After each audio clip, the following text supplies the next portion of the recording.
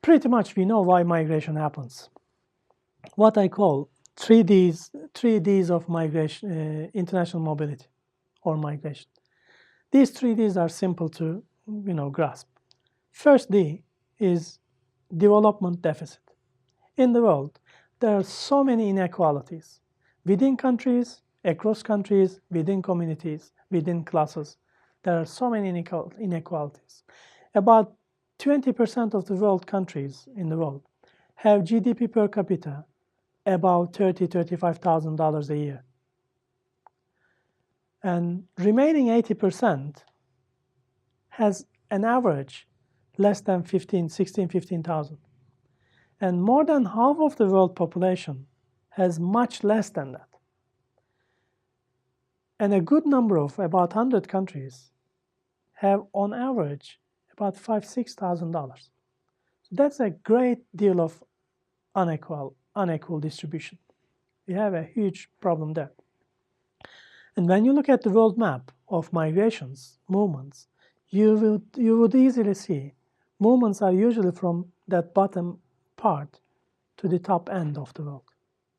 It's a simple, redistribution challenge for us. OECD publishes these reports every year about the difference between the earnings of top 10% of populations compared to bottom 10% in the world.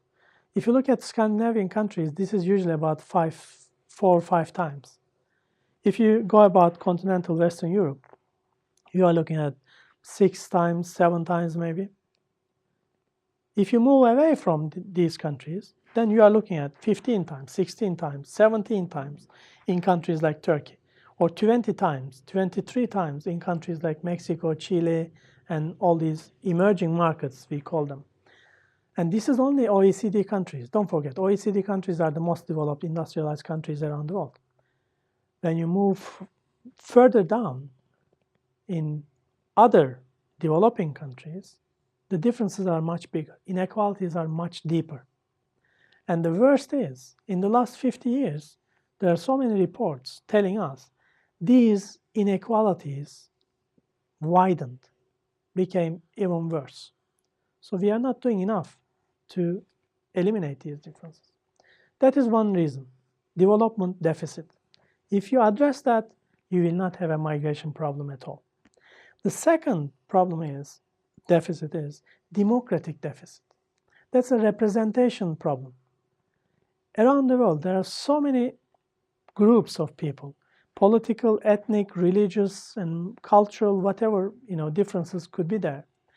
These groups are not finding enough opportunities or equal opportunities in political mechanisms. And many of them are frustrated to the limit. So they have no hope to be represented in governance in any shape or form. So when you look at these places, these countries, and these particular populations, you see they are more likely, much more likely to migrate than the other fellow citizens of the same countries. So that is another inequality scheme, which I call democratic deficit. We have to address this. And it doesn't have to be in developing countries either. Again, when you look at internally displaced populations around the world, Turkey is an OECD country, for example. A very well, industrialized country. GDP per capita roughly around $17,000, so not too bad. It is beyond world average. It's an 83 million population there. The last 3 million are the Syrians. But Turkey faced a massive problem, a democratic deficit, a representation problem, almost for all its modern republican period.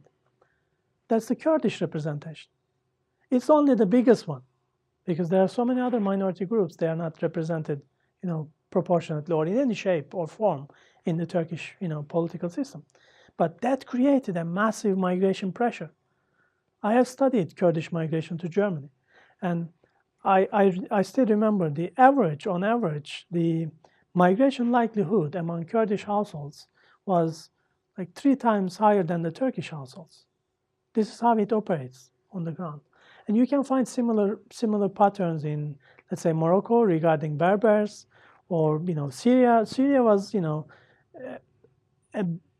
biggest problem in Syria was a democratic representation problem, because Assad regime didn't recognize citizenship rights, simple citizenship rights for some of the minorities, including the Kurds in the north.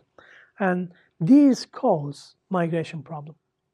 So unless we address these political issues, representation issues, eliminate democratic deficit, we can't address migration if it is a problem.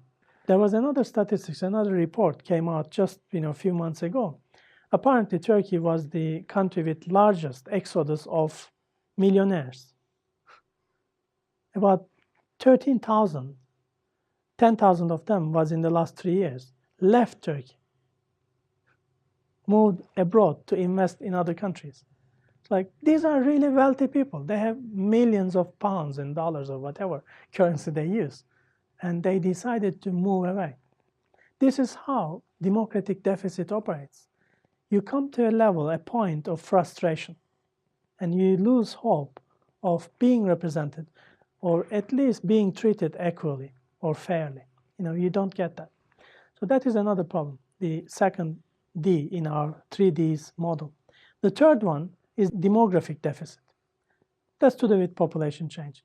It practically operates on two ends of the population. One is at the bottom, the youth.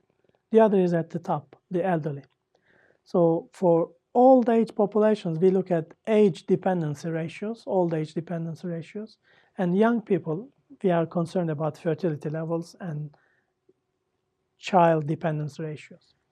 At the bottom end, what we see, there's a large number of new populations coming up, joining the population, and they may not find enough opportunities to exploit, to enjoy. In those countries, population pyramids have a very wide bottom. So that is causing a migration pressure. Because if you can't find the opportunities in the countries or places you are in, then you move away.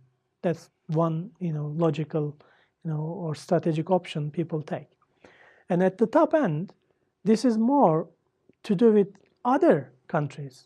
Usually in more developed countries, we see the same tendency. Elderly population is getting larger in volume and in proportion. And you need to find working age people to fill the pension pots. Otherwise, there will not be enough money generated through taxes to pay for pensions and expenses, other contextual expenses as well, because it's not only their pensions, but also you have to invest more in health services or elderly care services if you have a large elderly population. So that is creating a migration pressure as well. Actually, it is creating two migration pressures. One is you need immigrants to come in to fill the gap.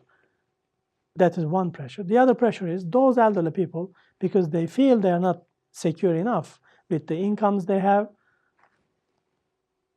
they want to move, and they do so, towards southern countries or less expensive countries or inexpensive countries. So that is two pressures, migration pressures created at both ends of the population pyramid. That is probably one of the easiest deficits to deal with, because we know with industrialization and urbanization, in demographic transition patterns, we see populations are converging. So these differences in the long run, medium to long term, they tend to disappear. But the other two, democratic and development deficits, for those you have to interfere, and interfere for good. You have to change these equations. You can't live forever happily if these inequalities grow and grow, widen and widen the gap between the rich and the poor. So that is the bottom line for migration issues today we are facing in the world.